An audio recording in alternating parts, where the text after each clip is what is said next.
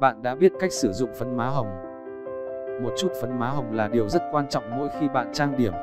Nó hoàn thiện lớp trang điểm, tạo điểm nhấn trên gương mặt bên cạnh mắt và môi, giúp gương mặt tươi tắn, rạng rỡ hơn.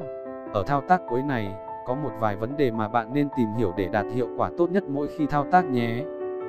1. Chọn màu phấn má để phần nào khắc phục được nhược điểm trên khuôn mặt. Như đã nói, phấn má chỉ sử dụng một lượng rất nhỏ và ở một phạm vi hẹp mỗi khi trang điểm. Nhưng cũng chính vì thế mà nó sẽ trở nên nổi bật, thu hút sự chú ý của người khác. Có nhiều gam màu phấn má khác nhau và ta có thể lợi dụng chúng để che bớt những nhược điểm trên khuôn mặt. Hồng phấn, làm gương mặt đầy đặn hơn.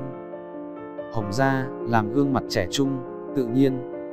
Cam đất, giúp cơ mặt trông săn chắc. Cam hồng, che giấu sự mệt mỏi tốt nhất.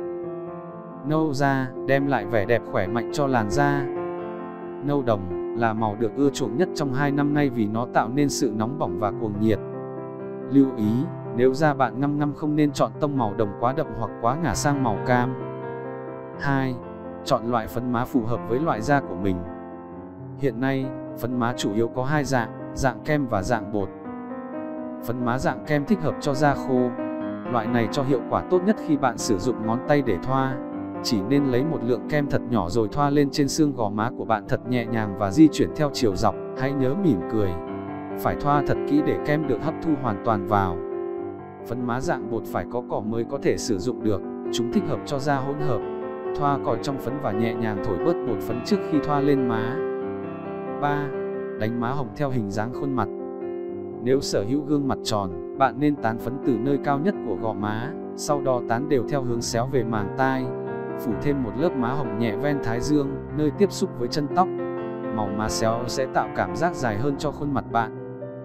Với khuôn mặt dài, bạn nên bắt đầu đánh phấn từ gò má, tán về phía màng tai và phủ một lớp phấn nhẹ nơi thái dương.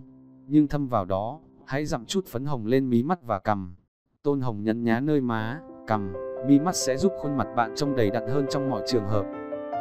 Nếu sở hữu khuôn mặt vuông, bạn bắt đầu từ gò má, sau đó tán phấn xuống phần hõm má một ít. Cách đánh này sẽ giúp khung xương hàm của bạn trở nên mềm mại hơn, khuôn mặt trông cũng thon dài hơn.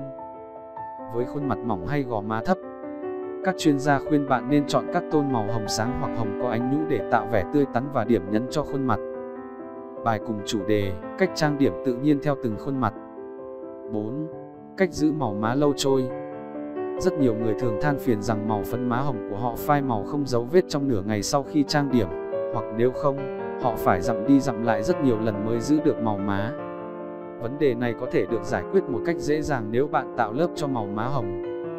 Trước tiên, bạn hãy thoa một ít má hồng dạng kem lên má, sau đó phủ một lớp phấn lót trong suốt, cuối cùng hoàn thiện má với màu sắc mình mong muốn. Chắc chắn màu má của bạn sẽ rất lâu phai màu trong mọi trường hợp. 5. Hạn chế dùng phấn nhũ. Các màu má hồng chứa quá nhiều nhũ hay kim tuyến lấp lánh sẽ khiến da bạn bị xỉn màu. Vì thế, bạn hãy hạn chế chọn những loại má chứa nhũ cho công cuộc trang điểm hàng ngày của mình. Phấn má dạng mờ, mát sẽ thích hợp nhất cho làn da dầu, trong khi tông màu phấn hồng nhạt, hơi trong suốt lại thích hợp với làn da tái hoặc tối màu. 6. Nếu bạn lỡ đánh quá nhiều phấn hồng, đôi khi bạn lỡ tay lấy quá nhiều phấn má, khiến khuôn mặt quá rực rỡ. Khi ấy, bạn hãy dùng phấn phủ làm mờ bớt màu má. Nếu đó là phấn hồng dạng kem, hãy dùng khăn giấy thấm bớt má hồng. Hãy nhớ mỗi lần đánh má hồng, bạn chỉ nên đánh một lượng nhỏ. Ngay lần đầu đừng đánh quá đậm, sẽ rất khó điều chỉnh.